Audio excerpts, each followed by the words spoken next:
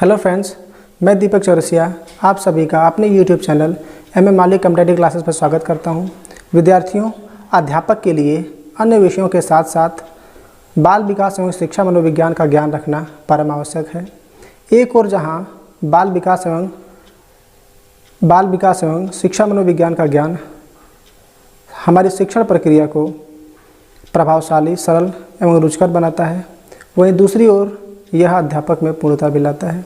विद्यार्थियों, बाल विकास एवं शिक्षा मनोविज्ञान का ज्ञान एक अध्यापक के लिए अन्य विषयों से ज़्यादा उपयोगी है। बाल विकास एवं शिक्षा मनोविज्ञान का ज्ञान अध्यापक के व्यक्तित्व को साधारण से विशिष्ट बना देता है। विद्यार्थियों, बाल विकास एवं शिक्षा मनोविज्ञान का ज्ञान एक अध्यापक के लिए ठीक उतना ही उपयोगी है जितना कि एक खेल के अंपायर के लिए खेल के नियमों की जानकारी रखना। इसी आशा और उम्मीद में मैं आपके लिए सभी शिक्षक भर्तियों के लिए जैसे सीटेट, यूपीटेट, केवीएस, डीएसएसबी को ध्यान में रखकर मैं आपको शिक्षा मनोविज्ञान का एक विशेष सत्र लेके आया हूँ। इस आशा और उम्मीद के साथ कि मेरी यह कक्षा आपके लिए शिक्षक बनने की प्रक्रिया में एक डोर की भांति उपयोगी साबित होगी। यदि हमारी कक्षा आपको पसंद आई हो तो इसे लाइक और शेयर करना न भूलें। इससे हमें उत्साहवर्धन होता है और हम अच्छा कर पाते हैं। विद्यार्थियों, शिक्षा मनोविज्ञान पढ़ने से पहले मैं आपको मनोविज्ञान का ऐतिहासिक परिचय बताना पसंद करूंगा। आज मैं आपको बता रहा हूं सबसे पहले शिक्षा मनोविज्ञान में मनोविज्ञान है क्या, इसकी परिभाषा क्या है, इसकी उत्पत्ति कैसे हुई, इसका अध्ययन किस प्रकार होता है। आइए हम लोग चलते हैं। विद्यार्थियों, मनोविज्ञान शब्द का सर्वप्रथम प्रयोग 1590 में रुडोल्फ गोएकल के द्वारा किया गया था। रुडोल्फ गोएकल ने मनोविज्ञान पे पहली किताब भी लिखी थी। उस किताब का नाम है साइकोलॉजिया। आइए हम यहीं से शुरू करते हैं। विद्यार्थियों, आइए। विद्यार्थियों, मनोविज्ञान, हम लोग सबसे पहले मनोविज्ञान देखते हैं। तो मनोविज्ञान को हम इंग्लिश में साइकोलॉजी बोलते हैं, PSYCHOLOGY। विद्यार्थियों, मनोविज्ञान अंग्रेजी शब्द साइकोलॉजी का हिंदी रूपांतरण है। मनोविज्ञान क्या है और इसकी उत्पत्ति कैसे हुई, आइए इस विषय में हम लोग पढ़ते हैं, चर्चा करते हैं। विद्यार्थियों, मनोविज्ञान शब्द का जो सर्वप्रथम प्रयोग हुआ था, सर्वप्रथम प्रयोग, इस शब्द का जो सर्वप्रथम प्रयोग किया गया था वो किया गया था रुडोल्फ गोएकल के द्वारा। किसके द्वारा विद्यार्थियों? रुडोल्फ गोएकल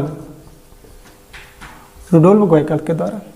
इन्होंने जिस सन में इसका प्रयोग किया था वो हमारा सन है, सन कितना है?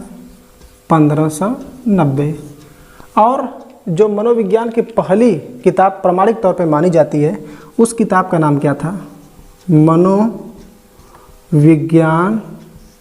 की प्रथम पुस्तक। जो मनोविज्ञान की प्रथम पुस्तक है उस पुस्तक का नाम क्या है? साइकोलॉजिया, PSYCHOLOGIA। इस प्रकार विद्यार्थियों, हम लोगों ने देखा कि मनोविज्ञान शब्द का सर्वप्रथम प्रयोग 1590 में हुआ था और ये रुडोल्फ गोएकल ने इसे किया था और उन्हीं के द्वारा पहली किताब मनोविज्ञान की लिखी गई थी और उस किताब का नाम है साइकोलॉजिया। विद्यार्थियों, रुडोल्फ गोएकल जर्मनी के निवासी थे, ये जर्मनी के मूल निवासी थे। कभी कभी प्रश्न आ जाता है तो हम लिख लेते हैं रुडोल्फ गोएकल साहब जर्मनी के मूल निवासी थे। कभी कभी प्रश्न ये भी बन सकता है विद्यार्थियों कि मनोविज्ञान का अध्ययन कब से माना जाता है। तो मनोविज्ञान का जो अध्ययन होता है, आरंभ, जो इसकी जो शुरुआत होती है वो होती है 16वीं शताब्दी से। कब से विद्यार्थियों? 16वीं शताब्दी से। मनोविज्ञान का जो अध्ययन वर्ष माना जाता है वो 16वीं शताब्दी से माना जाता है। विद्यार्थियों, 16वीं शताब्दी में मनोविज्ञान को आत्मा के विज्ञान के तौर पर परिभाषित किया गया था और 16वीं शताब्दी के बाद 17वीं शताब्दी के आरंभ में मनोविज्ञान को मन या मस्तिष्क का विज्ञान कहा गया। उसके बाद 19वीं शताब्दी में मनोविज्ञान को चेतना का विज्ञान कहा गया और 20वीं शताब्दी से अब तक आधुनिक समय में मनोविज्ञान को व्यवहार के विज्ञान के तौर पे माना जाता है। विद्यार्थी, आइए हम लोग देखते हैं कि मनोविज्ञान अपना आधुनिक स्वरूप किस प्रकार प्राप्त की। आइए हम लोग मनोविज्ञान के जन्म के बारे में चर्चा करते हैं। आइए विद्यार्थियों, हम लोग देखते हैं। हम लोग देखते हैं मनोविज्ञान का जन्म। मनोविज्ञान का जन्म, हम लोग देखते हैं मनोविज्ञान का जन्म किस पर हुआ। इस चीज़ को हम मनोविज्ञान का ऐतिहासिक पृष्ठभूमि या परिप्रेक्ष्य के अंतर्गत हम लोग देखेंगे इसे। आइए हम लोग देखते हैं मनोविज्ञान का जन्म कैसे हुआ। मनोविज्ञान का जन्म जैसे अभी मैंने बताया ही आपको, सबसे पहले आत्मा का विज्ञान कहा जाता था। तो इसे हम 4 हिस्सों में बांट के देखते हैं अलग अलग, ताकि पढ़ने में सहूलियत हो, आराम मिले। आइए देखिए हम लोग इसे पढ़ते हैं। सबसे पहले मनोविज्ञान को कहा जाता था science of soul, science of soul, आत्मा का विज्ञान, आत्मा का विज्ञान। विद्यार्थियों, सबसे पहले 16वीं शताब्दी के शुरुआत में मनोविज्ञान को आत्मा का विज्ञान के तौर पर परिभाषित किया गया था। गैरेट महोदय के अनुसार, गैरेट महोदय ने बताया है कि मनोविज्ञान जो कि हिंदी रूपांतरण है, इसका इंग्लिश साइकोलॉजी है। साइकोलॉजी 2 शब्दों से मिलकर बना है। आइए देखते हैं गैरेट के अनुसार। विद्यार्थियों, गैरेट के अनुसार, गैरेट महोदय ने बताया है कि साइकोलॉजी 2 शब्दों से मिलकर बनी है। वो 2 शब्द कौन कौन से हैं? Psyche, PSYCHELOGOS। विद्यार्थियों, लैटिन भाषा का शब्द है। इस प्रकार हमारा जो साइकोलॉजी है, साइकी और लोगस 2 लैटिन शब्दों से मिलकर बना है। साइकी का अर्थ क्या होता है विद्यार्थियों? साइकी, जो साइकी का अर्थ होता है वह इन्होंने बताया कि सोल होता है, हम इसे आत्मा कह सकते हैं। साइकी का अर्थ क्या हो गया? सोल, आत्मा। और लोगस, जो लोगस है उसका अर्थ क्या हुआ? स्टडी। लोगस की जो मीनिंग हुई स्टडी, अध्ययन करना, अध्ययन करना, या फिर इसे हम कह सकते हैं ज्ञान प्राप्त करना, या फिर इसे हम कह सकते हैं विचार विमर्श करना। इस प्रकार विद्यार्थियों, जो साइकोलॉजी है, हमारा मनोविज्ञान है, 2 शब्दों से मिलके, 2 लैटिन शब्दों से मिलके बना है। एक है साइकी और दूसरा है लोगस। साइकी का अर्थ होता है आत्मा और लोगस का अर्थ होता है ज्ञान प्राप्त करना, विचार विमर्श करना या फिर अध्ययन करना। इस प्रकार जो हमारा साइकोलॉजी का अर्थ हुआ वो हो गया स्टडी ऑफ सोल, अर्थात आत्मा का अध्ययन करना। इस प्रकार जो हमारा विद्यार्थियों, जो हमारा अब मनोविज्ञान का अर्थ हुआ क्या हो गया? मनोविज्ञान का अर्थ क्या हुआ? इस प्रकार देखें तो मनोविज्ञान का अर्थ, मनोविज्ञान का अर्थ क्या हो गया? स्टडी ऑफ सोल, अर्थात आत्मा का अध्ययन, आत्मा का ज्ञान प्राप्त करना या आत्मा के बारे में विचार विमर्श करना। अतः चूँकि 16वीं शताब्दी में गैरेट महोदय ने ये बताया था और उन्होंने कहा था कि साइकोलॉजी जो है आत्मा का विज्ञान है, इसलिए 16वीं शताब्दी में मनोविज्ञान को आत्मा के विज्ञान के तौर पे परिभाषित किया गया था। और आत्मा का विज्ञान मानने वालों में 3 प्रमुख जो मनोवैज्ञानिक है, दर्शन शास्त्री हैं, उनका नाम इस प्रकार है। जो है उनका नाम क्या है? जो मनोवैज्ञानिक हैं, जो मनोवैज्ञानिक हैं उसमें 3 हैं। 3 कौन कौन से विद्यार्थियों? पहले हैं प्लेटो, पहले हमारे हैं प्लेटो। उसके बाद दूसरे नंबर पे हैं अरस्तु और तीसरे नंबर पे हैं डेकार्टे। कौन है विद्यार्थियों? डेकार्टे। इस प्रकार ये 3 मनोवैज्ञानिक हैं जिनका यह मानना था कि मनोविज्ञान आत्मा का विज्ञान है और यह 16वीं शताब्दी में इस प्रकार की मनोदशा थी या ऐसी परिभाषाएं मनोविज्ञान के परिप्रेक्ष्य में मानी जाती थी। लेकिन विद्यार्थियों, बाद के वर्षों में 16वीं शताब्दी का जब अंत हुआ और 17वीं शताब्दी का शुभारंभ हुआ, उस समय मनोविज्ञान को आत्मा के विज्ञान के तौर पे नहीं माना गया। ऐसा इसलिए क्योंकि आत्मा एक जटिल टर्म थी, इसकी सुस्पष्ट और अर्थपूर्ण व्याख्या करने में ये तीनों मनोवैज्ञानिक सफल नहीं हो सके थे।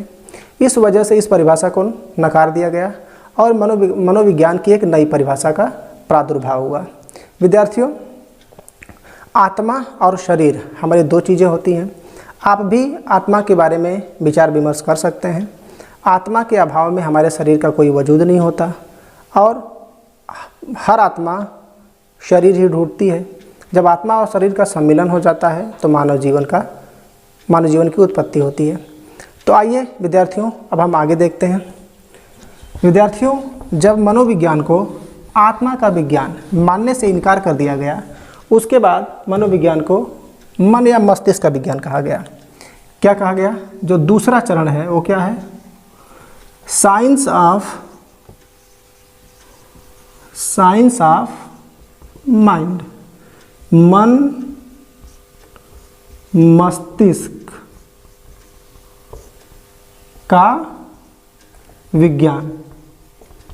विद्यार्थियों, जब 16वीं शताब्दी के अंत में मनोविज्ञान की आत्मा की विज्ञान की परिभाषा को इनकार कर दिया गया तो मनोविज्ञान की एक नई परिभाषा देने की कोशिश की गई और यह नई परिभाषा मन या मस्तिष्क पर आधारित थी। इटली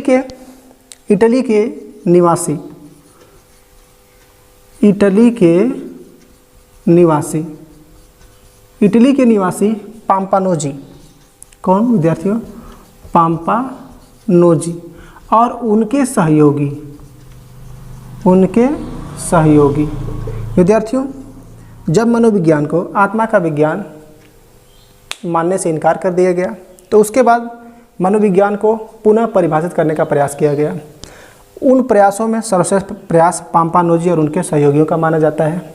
इन्होंने कहा मनोविज्ञान मन मस्तिष्क का विज्ञान है और यह 17वीं शताब्दी के आरंभ में यह परिभाषा देना शुरू किए। इन्होंने कहा कि जो हमारा मनोविज्ञान है वो मन और मस्तिष्क का विज्ञान है। लेकिन विद्यार्थियों, यह भी आत्मा की तरह ही मन और मस्तिष्क भी हमारा अपूर्ण और अस्पष्ट जटिल अर्थ रखने के कारण इसे भी अस्वीकार कर दिया गया और उसके बाद 18वीं शताब्दी के अंत में इस परिभाषा को अमान्य करार दिया गया और मनोविज्ञान को पुनः परिभाषित करने का प्रयास किया गया और इस बार कहा गया कि यह चेतना का विज्ञान है। आइए विद्यार्थियों, मनोविज्ञान के तीसरे पड़ाव को पढ़ते हैं। हमारा तीसरा पड़ाव क्या है? हमारा तीसरा पड़ाव है कि हमारा तीसरा पड़ाव है साइंस ऑफ कॉन्शियसनेस,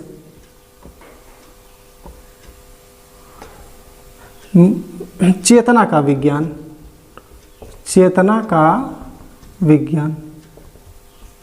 विद्यार्थियों, जब पाम्पानोजी की परिभाषा को अमान्य करार दिया गया उसके बाद कुछ प्रमुख मनोवैज्ञानिक आए जिन्होंने कहा कि मनोविज्ञान चेतना का विज्ञान है।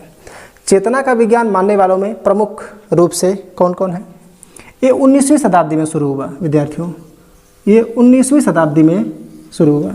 जो प्रमुख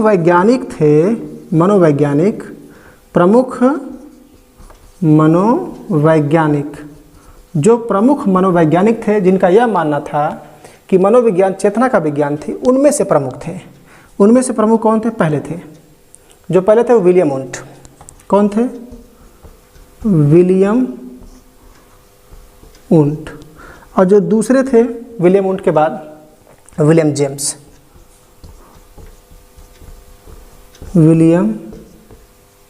जेम्स। उसके बाद जो तीसरे थे विलियम जेम्स के बाद टीचनर और जो चौथे हैं वाइब्स। उसके बाद जो पांचवें हैं जेम्स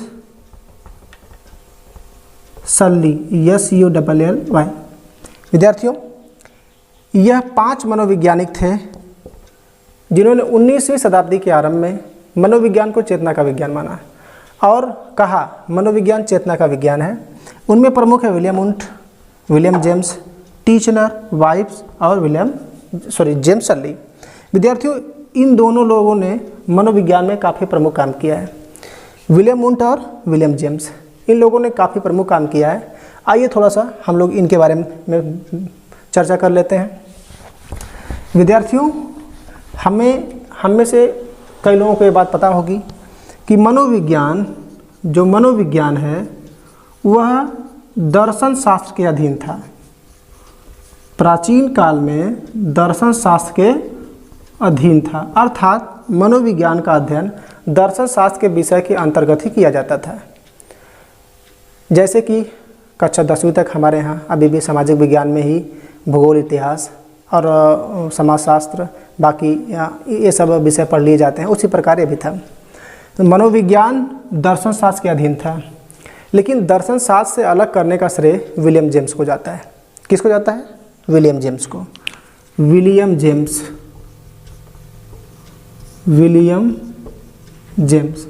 विद्यार्थियों, विलियम जेम्स साहब ने सबसे पहली बार मनोविज्ञान को दर्शन शास्त्र से अलग करने का प्रयास किया और सफल प्रयास किया।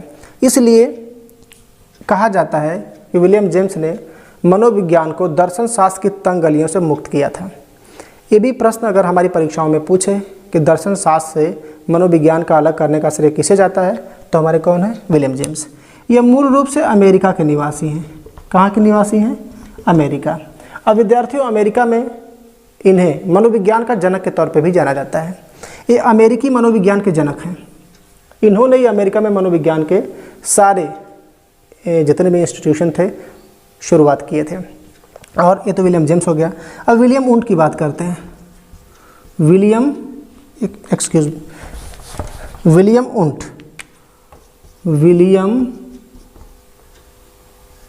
वुंट विद्यार्थियों, विलियम वुंट की बात करते थे। ये मूल रूप से जर्मनी के थे। कहाँ के थे विद्यार्थियों? कभी कभी परीक्षाओं में अभी पूछ देता है, हमारे जो शिक्षक भर्ती परीक्षाएं होती हैं यही पूछ देता है कि ये कहाँ के निवासी है, इसलिए इसे भी हम लोग ध्यान देते चले। विलियम वुंट जर्मनी के निवासी हैं। इन्हें प्रयोगात्मक मनोविज्ञान के जनक के तौर पे जाना जाता है और आधुनिक मनोविज्ञान के जनक के तौर पे भी इन्हें कुछ लोगों का मत है कि वह आधुनिक मनोविज्ञान के जनक भी हैं। विलियम वुंट ने सन 1879 में विद्यार्थियों, विलियम वुंट ने सन 1879 में जर्मनी के लिपजिग नामक स्थान पे या शहर पर मनोविज्ञान की पहली प्रयोगशाला स्थापित की थी। कभी कभी पूछता है प्रथम प्रयोगशाला, कभी कभी पूछता है विद्यार्थियों कि मनोविज्ञान की पहली प्रयोगशाला कब स्थापित की गई थी, तो हमारा आंसर हो जाएगा 1879। अगर ये पूछे किसने स्थापित की थी, तो हमारा आंसर है विलियम वुंट। और विलियम वुंट कहाँ के निवासी हैं? जर्मनी के। और ये पूछे कि प्रथम प्रयोगशाला जहाँ स्थापित की गई थी वो जगह का नाम क्या है, तो उसका नाम है लिपजिग। क्या नाम है? लिपजिग। और जो इंस्टीट्यूशन इन्होंने खोला था उसका इन्होंने नाम रखा था। जो स्कूल था इनका, एक तरह से स्कूल का इन्होंने जो नाम दिया था उसका नाम दिया था कार्ल मार्क्स विश्वविद्यालय। इन्होंने नाम दिया था कार्ल मार्क्स विश्वविद्यालय।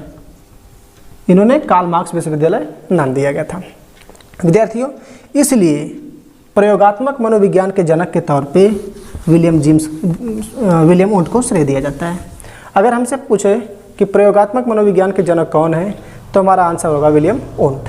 विद्यार्थियों, जिस प्रकार सबसे पहली बार मनोविज्ञान को प्रयोगात्मक ढंग देने का प्रयास विलियम वुंट महोदय ने किया था, उसी प्रकार भारत में भी सन 1915 या फिर 16 में, इस पर थोड़ा सा एक विवाद की स्थिति है, 15-16 दोनों कह सकते हैं आप, परीक्षाओं में दोनों एक साथ नहीं देगा। भारत में मनोविज्ञान का जो इतिहास है उसे थोड़ा सा देख लेते हैं। भारत में मनोविज्ञान विद्यार्थियों, भारत में मनोविज्ञान का सफ़र किस प्रकार शुरू हुआ थोड़ा सा देख लेते हैं, क्योंकि ऐतिहासिक पृष्ठभूमि हम चर्चा कर रहे हैं। भारत में मनोविज्ञान सन 1915 या 16 में पहली बार कलकत्ता में प्रयोगात्मक मनोविज्ञान के तौर पे भारत में शुभारंभ हुआ था। सन 1915 या 16 कहाँ? कलकत्ता विश्वविद्यालय में। और जिन्होंने सबसे पहली बार शुरुआत की थी उनका नाम है नरेंद्र नाथ सेन गुप्ता। विद्यार्थियों, भारत में मनोविज्ञान का, प्रयोगात्मक मनोविज्ञान का शुभारंभ हुआ था सन 1915 या 16 में। और जिनके नेतृत्व में यह शुभारंभ हुआ था उनका नाम था नरेंद्र नाथ सेन गुप्ता। इन्हें हम यन सेन गुप्ता भी कह सकते हैं। इन्होंने कलकत्ता में सबसे पहली बार, कलकत्ता विश्वविद्यालय में नरेंद्र नाथ सेन गुप्ता ने पहली बार भारत में प्रयोगात्मक मनोविज्ञान की शुरुआत की थी और मनोविज्ञान को एक विस्तृत स्वरूप प्रदान करने की कोशिश की थी। इनके काम को मद्देनज़र रखते हुए, ध्यान में रखते हुए भारतीय मनोविज्ञान के जो जनक हैं इन्हें माना जाता है। कभी प्रश्न आए विद्यार्थियों, भारतीय मनोविज्ञान के जनक, भारतीय मनोविज्ञान के जनक, तो जो भारतीय मनोविज्ञान के जनक हो गए उनका नाम क्या होगा? NN सेन गुप्ता, नरेंद्र नाथ सेन गुप्ता, इनका पूरा नाम है। आइए विद्यार्थियों, हम लोग अब पढ़ रहे थे मनोविज्ञान को चेतना का विज्ञान। विद्यार्थियों, चेतना शब्द की सबसे पहले निंदा विलियम मैकडूगल साहब ने की। आइए हम लोग चौथे पड़ाव पे चलते हैं। विद्यार्थियों जो हमारा जो चौथा पड़ाव है वो हमारा है मनोविज्ञान को साइंस ऑफ बिहेवियर,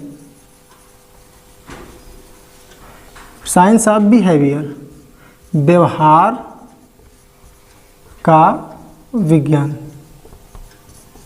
किसका विज्ञान विद्यार्थियों? विज्ञान का। विद्यार्थियों, विलियम मैकडूगल,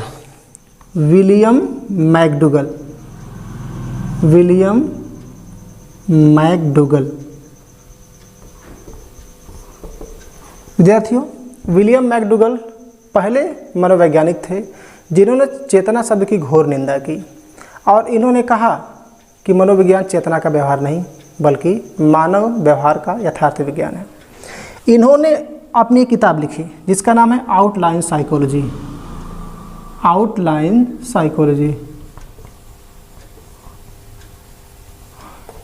इन्होंने एक किताब लिखी विद्यार्थियों, नाम है आउटलाइन साइकोलॉजी। विलियम मैकडूगल साहब ने अपनी किताब आउटलाइन साइकोलॉजी में चेतना शब्द की निंदा की और निंदा करने के बाद इन्होंने कहा कि मनोविज्ञान मानव व्यवहारों का अध्ययन है, न कि चेतना का अध्ययन है। और चेतना का जो विज्ञान मानने वाले, मनोविज्ञान को व्यवहार का विज्ञान मानने वालों में जो प्रमुख हैं उनके नाम इस प्रकार हैं। पहले जो प्रमुख हैं, पहला उनका नाम है विलियम मैकडूगल। पहले ऐसे शख्स हैं विलियम मैकडूगल जिन्होंने यह कहा कि मनोविज्ञान व्यवहार का विज्ञान है और चेतना की घोर निंदा की। फिर भी व्यवहारवाद के जनक के तौर पे विलियम मैकडूगल को नहीं माना जाता है। व्यवहारवाद के जनक के तौर पे वाटसन को माना जाता है। दूसरे हैं हमारे जे.बी. वाटसन। कौन है? जे.बी. वाटसन। विद्यार्थियों, जे.बी. वाटसन की भी एक प्रमुख बात है, उसे हम यहीं पे देख लेते हैं। जे.बी. वाटसन महोदय, इन्होंने एक किताब लिखी थी जिसका नाम था बिहेवियर, BEHAVIOUR। इन्होंने एक किताब लिखी थी बिहेवियर, और बिहेवियर इनकी किताब 1914 में आई थी। सन 1914 में इन्होंने एक किताब लिखा था बिहेवियर, और इन्होंने बिहेवियर के माध्यम से मनोविज्ञान को, अपनी किताब बिहेवियर के माध्यम से मनोविज्ञान को परिभाषित करने का सफल प्रयास किया। इनके प्रयास को देखते हुए, इनके कार्य को देखते हुए व्यवहारवाद के जनक के तौर पे जे.बी. वाटसन को माना जाता है। ये अमेरिकी थे मूल रूप से, और ये व्यवहारवाद के क्या हैं? जनक। ये इनकी किताब है बिहेवियर, 1914 में प्रकाशित हुई थी, और व्यवहारवाद के जनक के तौर पे इन्हें माना जाता था। इन्होंने मनोविज्ञान की काफ़ी अच्छी परिभाषाएं दी हैं, अभी जस्ट हम इसके बाद देखेंगे विद्यार्थियों। उसके बाद हमारा जो तीसरा हमारा क्या है? विलियम मैकडूगल हो गए और जे.बी. वाटसन हो गए। स्कीनर, चौथा थॉर्नडाइक, वुडवर्थ, विद्यार्थियों, इस प्रकार जो आधुनिक जितने भी मनोवैज्ञानिक हैं उन सब का आप नाम लिख सकते हैं। मैंने मैकडूगल साहब जेबी वाटसन से शुरुआत इसलिए की क्योंकि मैकडूगल साहब पहले ऐसे व्यक्ति हैं जिन्होंने चेतना शब्द की निंदा करके मनोविज्ञान को व्यवहार का विज्ञान माना था। विद्यार्थियों, आइए हम लोग अब मनोविज्ञान की परिभाषाओं की तरफ चलते हैं। आइए मनोविज्ञान की परिभाषाएं क्या हैं उसे देखते हैं। विद्यार्थियों, मनोविज्ञान की ढेर सारी परिभाषाएं हैं मनोवैज्ञानिकों की, जिनमें मैं 5 यहाँ पे आपको बताने वाला हूँ। और मैं आपसे आशा करता हूँ कि जितनी भी परिभाषाएं हैं उससे आप भी बाय हार्ट याद करिए, एक अध्यापक के लिए यह ज़रूरी है। आइए हम लोग देखते हैं। पहला हम लोगों का है मनोविज्ञान की परिभाषाओं में मनोविज्ञान की परिभाषाएं। मनोविज्ञान की परिभाषाएं, डेफिनेशंस ऑफ साइकोलॉजी। आइए पहले डेफिनेशन। विद्यार्थियों, मैं जो पहली डेफिनेशन लेके चल रहा हूँ परिभाषा, वो विलियम मैकडूगल साहब की। आइए, विलियम मैकडूगल के अनुसार, विलियम मैकडूगल के अनुसार विद्यार्थियों, मैं आशा करता हूँ कि आप लोग कापी और पेन लेके भी बैठे होंगे और ज़रूरी चीज़ों को नोट भी कर रहे होंगे। आइए, विलियम मैकडूगल के अनुसार क्या है। इन्होंने कहा मनोविज्ञान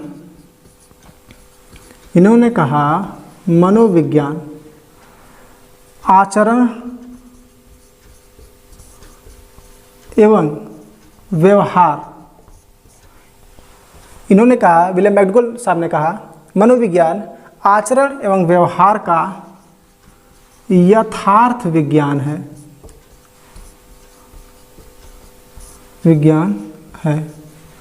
विद्यार्थियों, इनके शब्द चुनाव से भी आप स्पष्ट तौर पर देख सकते हैं इनका क्या मानना था। इनका मानना था कि मनोविज्ञान आचरण एवं व्यवहार का यथार्थ विज्ञान है।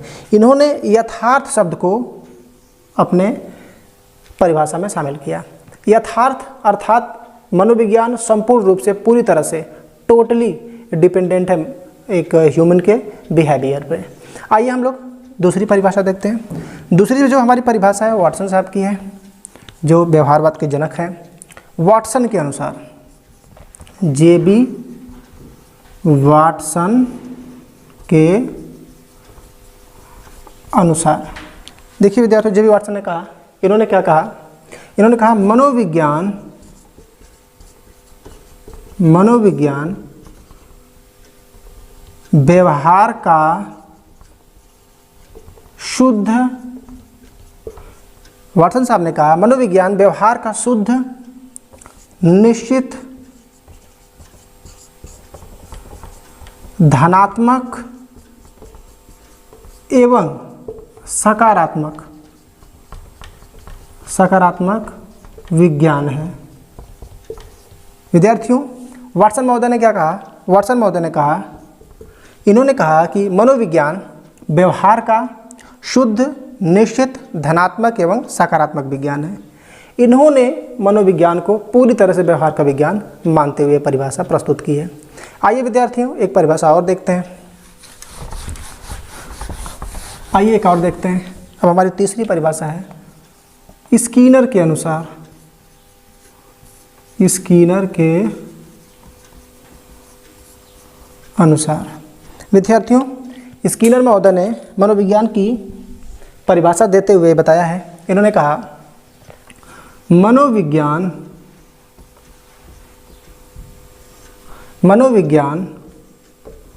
मानव व्यवहार एवं अनुभव का विज्ञान है। विद्यार्थियों, स्कीनर महोदय ने अपने परिभाषा में क्या शामिल किया, इन्होंने कहा मनोविज्ञान मानव व्यवहार एवं अनुभव का विज्ञान है। इन्होंने भी अपनी परिभाषा में केवल मानव व्यवहार को ही शामिल किया। आइए एक परिभाषा और देखते हैं, चौथी वुडवर्थ के अनुसार।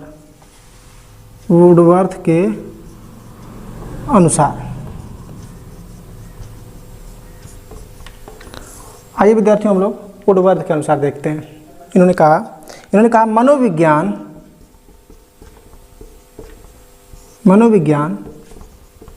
वातावरण के संबंध में होने वाले मानव व्यवहारों का विज्ञान है। विद्यार्थियों ने कहा कि मनोविज्ञान वातावरण के संबंध में होने वाले मानव व्यवहारों का विज्ञान है। विद्यार्थियों, इस प्रकार हम लोगों ने चार परिभाषाएं देखी। वुडवर्थ के अनुसार इन्होंने क्या कहा? मनोविज्ञान वातावरण के संबंध में होने वाले मानव व्यवहारों का विज्ञान है। आइए एक और परिभाषा देखते हैं। आइए विद्यार्थियों देखते हैं हमारी पांचवी परिभाषा आज की क्या है। जो पांचवी परिभाषा है वो पांचवी क्या है? क्रो एवं क्रो के अनुसार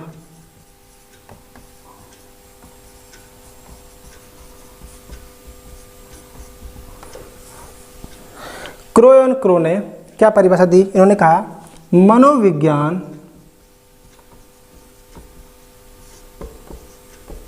मानव व्यवहार एवं उसके संबंधों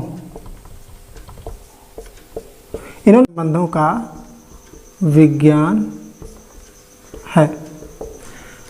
विद्यार्थियों, इस प्रकार मैंने आपको आज मनोविज्ञान की परिभाषाएं, उसका ऐतिहासिक पृष्ठभूमि के बारे में आज मैंने आपको इससे अवगत कराया।